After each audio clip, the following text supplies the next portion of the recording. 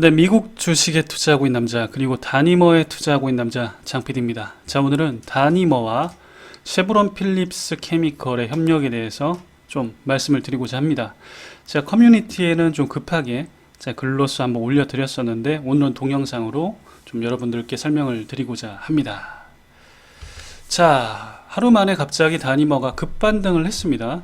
우리가 그 소식이 전해지자마자, 쉐브론 필립스와의 협력 소식이 전해지자마자 처음에 이제 프리장에서 굉장히 많이 올랐었죠.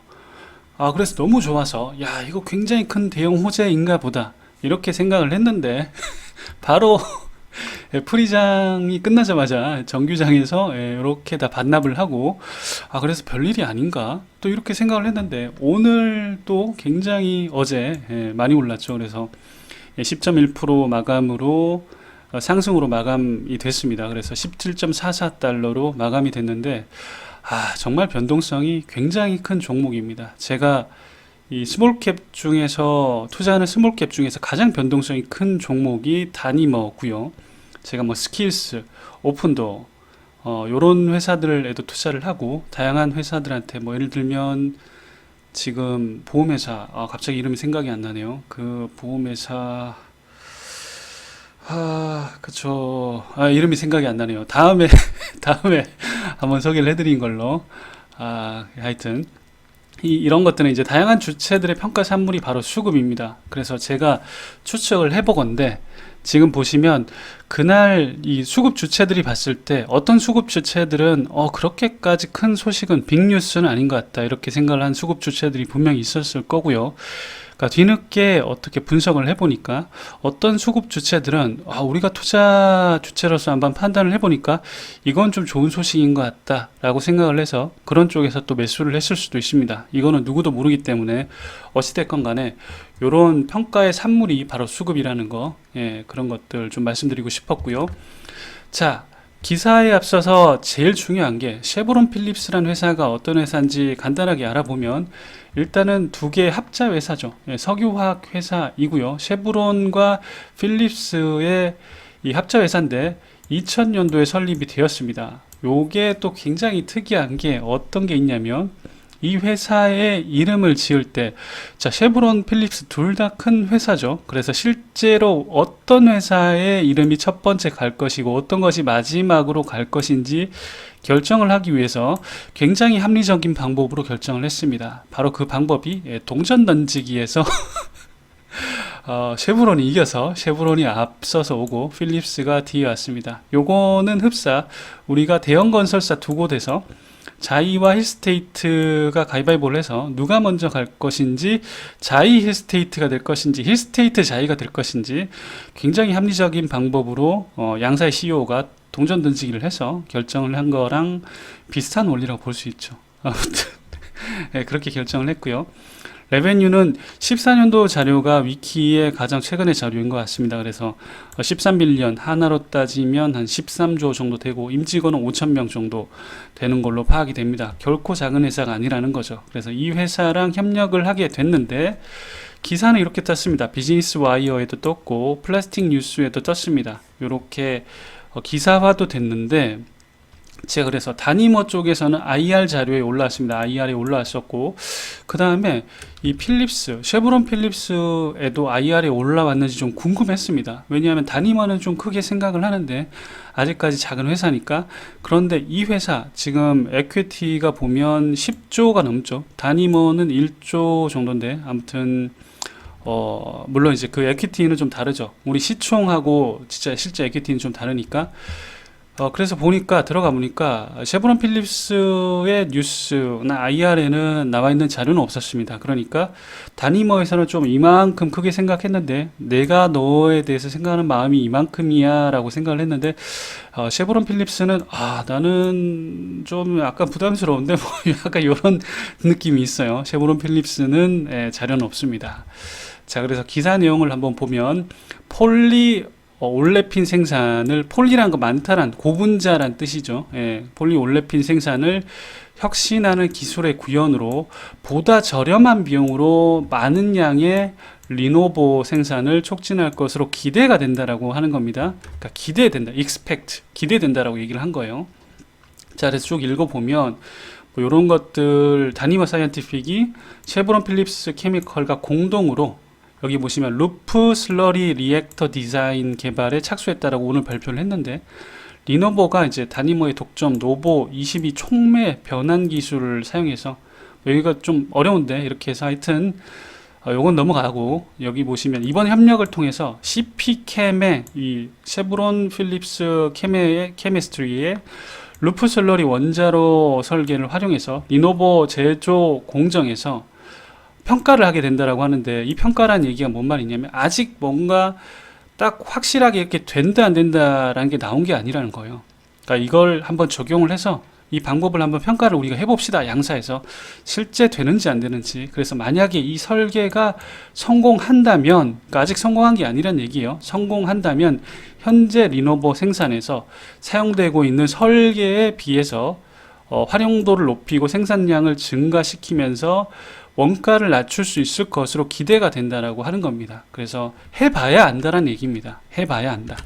그래서 이 스티븐 크로스크리 최고 경영자 CEO는 CP캠의 루프 슬러리 기술이 폴리오레핀을 효율적으로 경제적으로 생산하는 세계에서 가장 유명한 공정 중에 하나라고 하고, 요거에 대해 기술에 대해 좀 더 알아보니까 1961년도에 처음 소개가 됐습니다.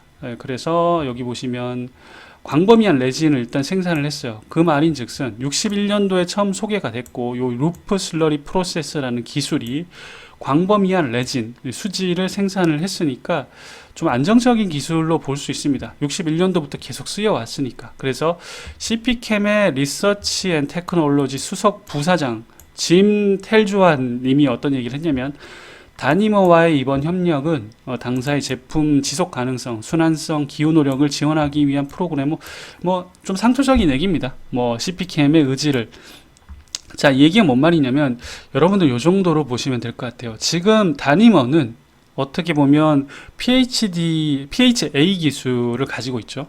근데 전통적인 화학 회사인 이 CP캠도 뭔가 새로운 먹거리를 창출하기 위해서 다니머와 협력을 할 수 있다는 거죠. 그러니까 예를 들면 이렇게 볼 수 있는 거예요. 그러니까 LG화학이나 SK 쪽에서도 다니머와 협력을 할 수 있는 방안이 있을 수 있다는 거죠. 왜냐하면 전통적인 화학 회사들이 새로운 먹거리가 지금 마땅히 없습니다. 그런데 생분해 플라스틱 쪽으로 뭔가 가긴 가야 돼요. 그렇기 때문에 뭔가 서로 협력해 가지고 좀 활성화시킬 수 있는 방법을 찾아보자. 요 정도의 메시지가 있다라고 저는 볼 수 있다라고 생각이 들어요. 그러다가 만약에 잘 되면 이 CP캠이 뭔가 이런 기술도 좀 제휴를 하고, 그 다음에 지분 투자도 좀 할 수 있지 않을까. 이런 긍정적으로 또 바라볼 수 있는 그런 관점도 있다라는 거죠. 물론 저만의 생각입니다. 저만의 생각이고, 아무튼 60년 동안 이 좀 검증된 이 산업표준이라는 거예요. 요 기술이. 그래서 이점을 제공하는데 매우 적합할 것으로 판단이 된다라고 다니머 쪽에 이 CTO인지 아무튼 요 촉매 공정의 총괄 책임자도 얘기를 하셨다라고 합니다.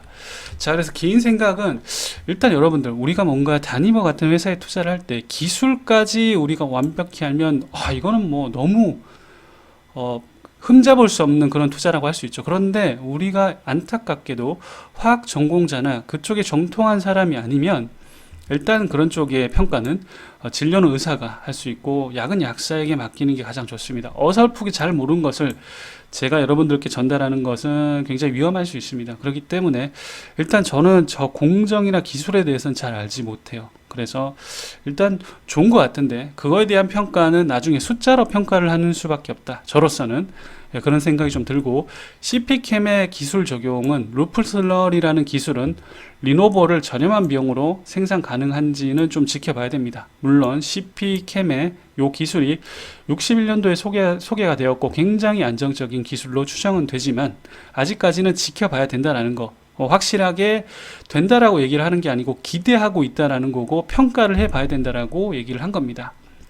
자, 그리고 기술을 개발하는 것과 양산 성공은 좀 굉장히 다릅니다. 지금 다니머가 양산 성공을 위해서, 그러니까 PHA를 양산을 잘 하기 위해서 굉장히 다양하게 노력을 하고 있습니다. 그러니까 노버머 인수라든지 CP캠하고 협력을 통해서 뭔가 한다라는 거는 아직까지 양산을 다니머가 가지고 있는 노닥스 PHA는 가야 될 길이 저는 조금 남은 것 같습니다. 안 좋게 생각을 하면. 왜냐하면 지금 노닥스가 안정적으로 생산이 다 잘 되고, 그 다음에 예를 들면 수율도 너무 높게 잘 나오고, 근데 수율이 높게 나오는 거와 또 다르게 이게 수익성이 되는지 안 되는지는 또 평가를 해봐야 되는 거죠. 그러니까 우리가 원가 100을 들여서 판가 100을 하는 건 별로 의미가 없는 거죠. 원가 80을 들여서 판가 100을 맞추는 게 중요한 거죠. 그런데 아직까지 이 PHA, 노닥스 PHA는 굉장히 생분해성도 좋고, 우리가 이제 그 미생물을 통해서 PHA를 생산하는 게 너무 좋고 다 좋은데,